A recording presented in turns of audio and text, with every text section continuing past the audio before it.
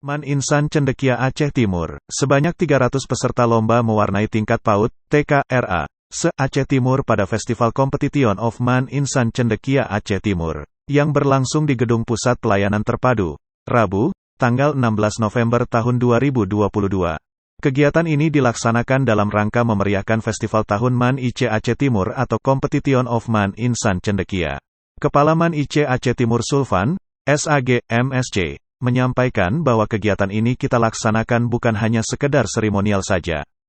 Akan tetapi kita mempunyai keinginan agar dari kegiatan lomba ini agar meningkatkan semangat dan kreativitas, dan inovasi yang tinggi baik dalam hal menggambar maupun mewarnai. Anak-anak senang menggambar, dia akan mengasah otak kirinya untuk selalu berimajinasi, dan berinovasi sehingga anak akan selalu kreatif dalam melakukan segala hal.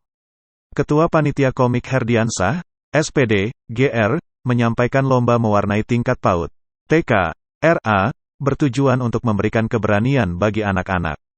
Dalam meningkatkan kreativitasnya, pada perlombaan kali ini, panitia telah menyiapkan hadiah, sertifikat dan bingkisan untuk para pemenang. Turut hadir dalam kegiatan tersebut, Guru PAUD TK RA se-Aceh Timur, Guru Man IC Aceh Timur, panitia kegiatan dan orang tua wali dari peserta PAUD TK RA. Dari Humas Man Insan Cendekia Aceh Timur melaporkan.